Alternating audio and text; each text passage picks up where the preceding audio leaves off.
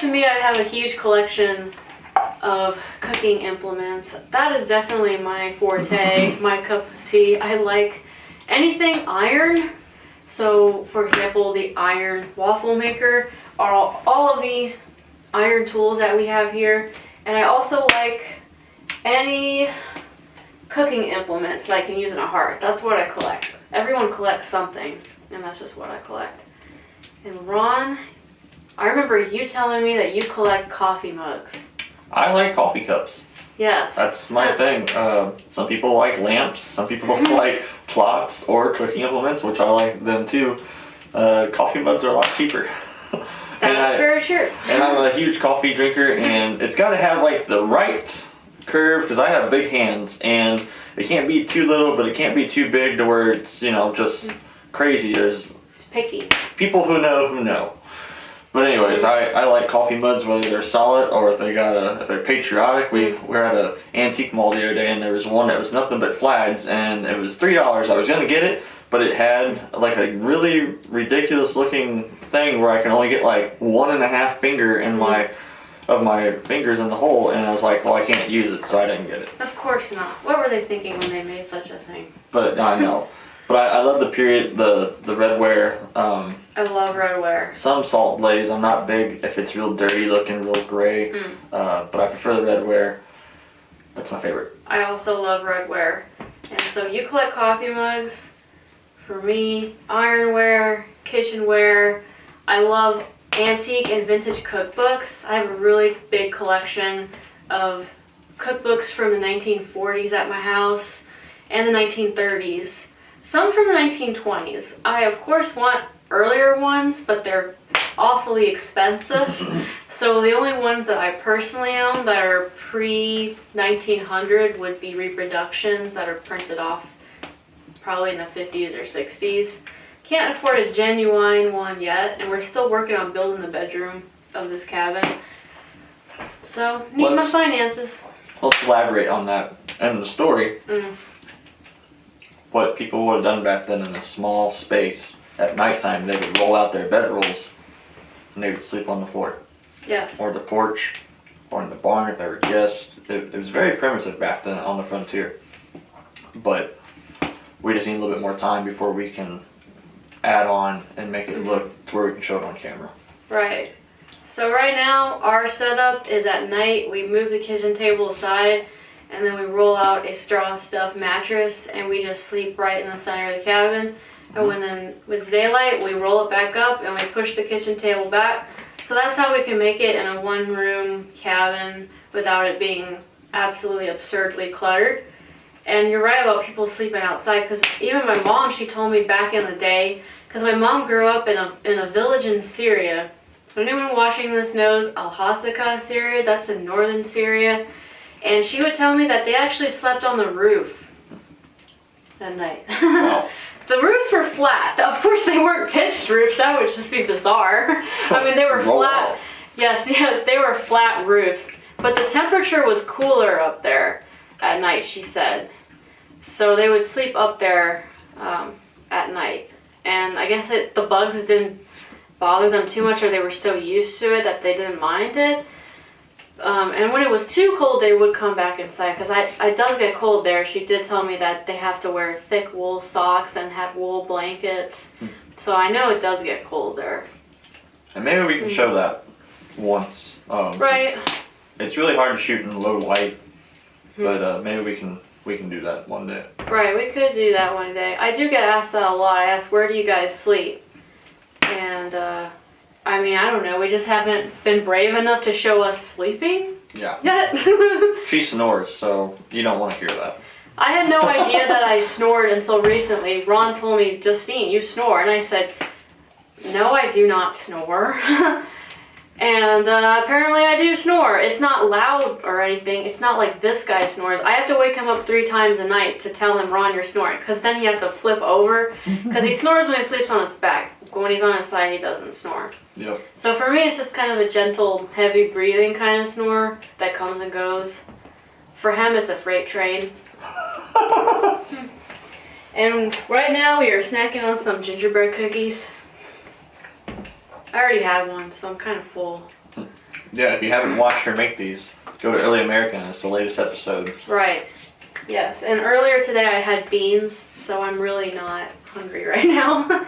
But trust me, hungry. later I will eat these. I will. I've already had one. They're pretty good. The trick with gingerbread is you have to take it out of the oven at just the right time.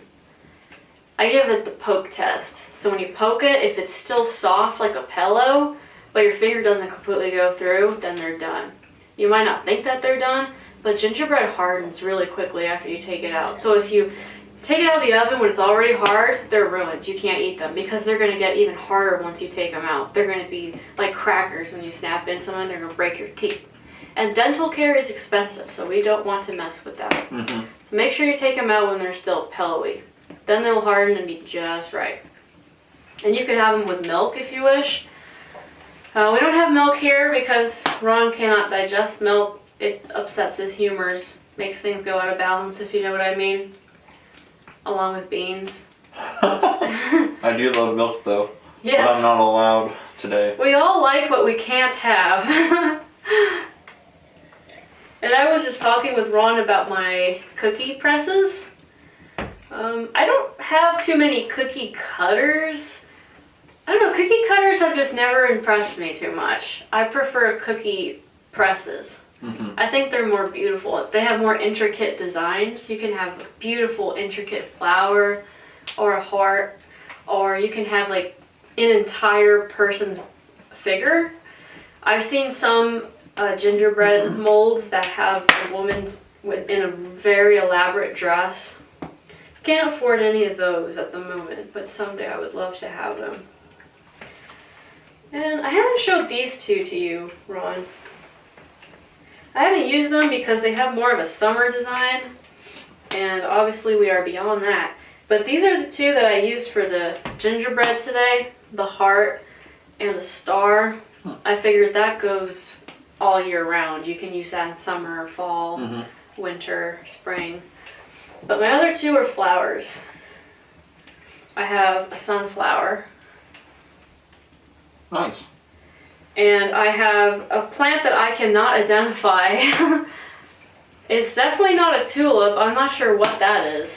It almost looks like a cactus flower. Some sort of cactus flower. I can't think of it.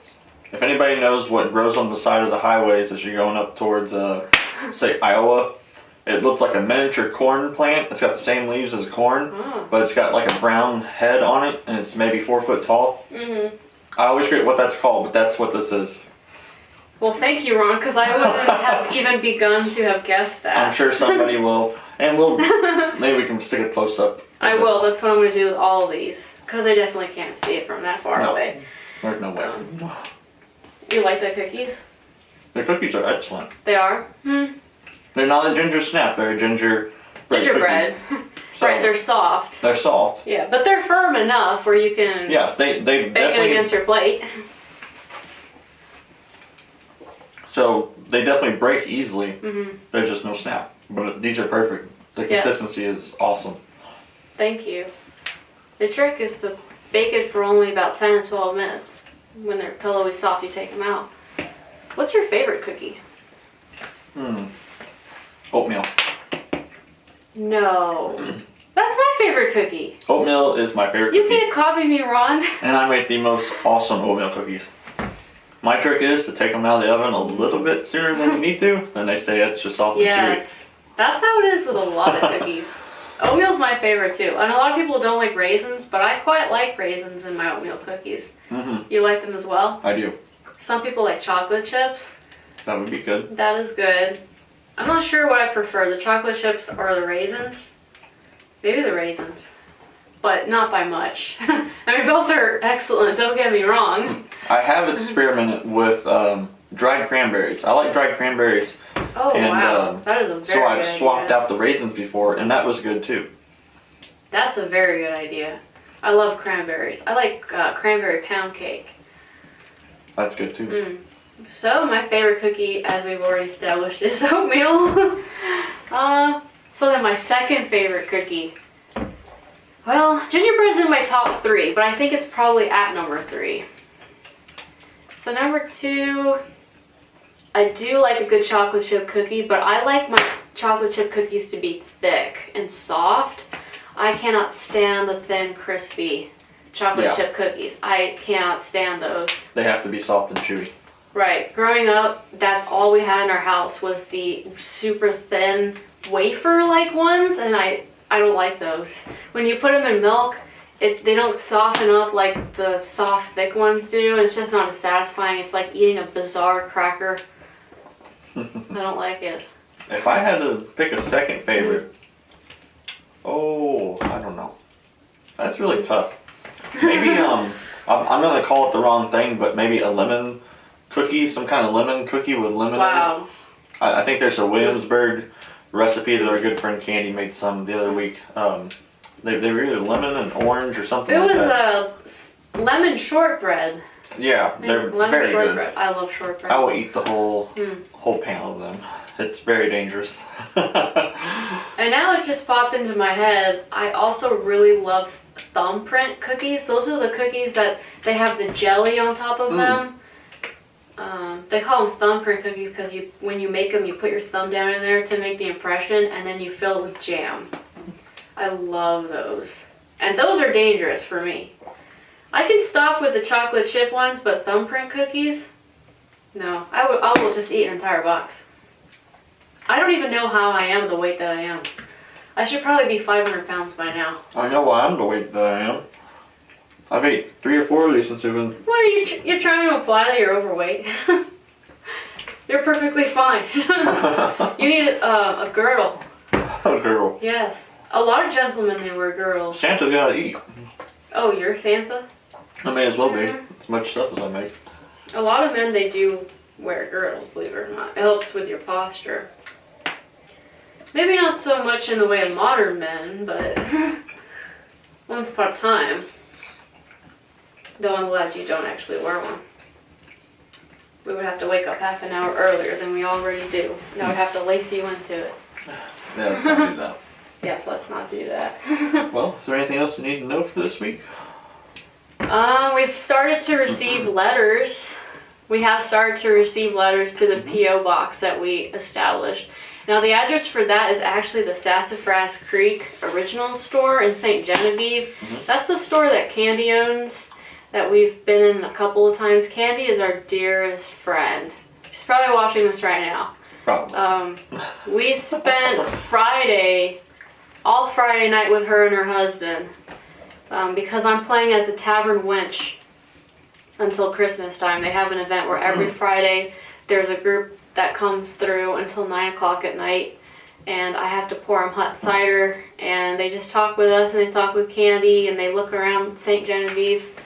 And it's a Christmas themed event. So yeah, that's what I was doing Friday night. But so the Sassafras Creek Originals, that's where the address is at, and we've already gotten, I think 4 items, yes. 4 items. Half of them have been letters, and the other half have been just material goods. Yeah. And we appreciate it all so thank much. you. Every time Candy tells me, she tells me, Justine, you have a new package today, or new letter. I say, no way! I get so excited. I can't even contain it. And one time Ron had one, and I wasn't with him at the time. And I was so excited. I told Ron, you have to open it. I have to see what's in it. And Ron said, no, I will wait until you come back. Which was dreadfully hard for me. Because when I get super excited about something, I just want to pounce on it right away. I can't handle suspense and surprises too well. And I can't keep a surprise to save my life either. But we really appreciate everything that we've gotten so far. No matter how big or how small it is, just to know that people are thinking about us, that's really awesome. And of course I love the surprise element of it too. Because when I see it, I get super excited just to see what's in there. And everything we've gotten so far has been from completely different corners of the United States. One thing came from India. One of the letters was from India. Oh, I didn't notice that. And the other one, there was one from Ohio, I think. And I don't remember where the other 2 were. We've kept them. We've kept all of them. We're going to send Christmas cards to all the people that send us things. So we're keeping the return addresses. We have them in our room. Thank you so much. Yeah, thank you guys. And thank you for Yes. watching the Thanksgiving videos last week. Yes. Great comments. We put a Really appreciate lot it. of work into that. My Thanksgiving is always hard That to was a lot. prepare. Of work. It was a lot of work. Cooking with fire is backbreaking work. It really can be. I love doing it. I mean, sometimes our hobbies include things that hurt us. Yeah. But I love doing it, but oh, let me tell you, when I rest in that bed at night, it is a huge sigh of relief. My back. I'm too young to feel this broken, Ron. Why is my back Well, I'll always get sore? you a girdle so it. Yeah. Both of us can wear girdles. Not a bad Walking idea. around straight up. Hey, Yes. honey. Like we have a stick tied to our backs. Yeah. Hey, that might be cheaper. You're right. That might be cheaper. We'll just get a branch from outside and tie some ropes to it, and put it here, and tie the ropes out Oh, in front. Well, is that it? I guess. I suppose. Yeah. Until next week. You have to leave us alone with these cookies now. Yeah. Ron's gonna eat some more of these cookies, and I Yes. will later on today. So thank you so much for watching again today. I think the federal, the Patriot page that you have, we're gonna start uploading more videos on it like this style video of us just sitting down and talking with you guys, and us eating, and just chit chat and random things. It's just easier than doing a Patreon. So everything's already here in one place. So and Right. it doesn't cost you any money. Right, it's free. Anyone can watch it. So Yeah. we'll try to make Patreon type of material, which is just bonus, extra, random things. And it's for free. Anyone can watch it. Yeah. Because we want it to be available for everybody.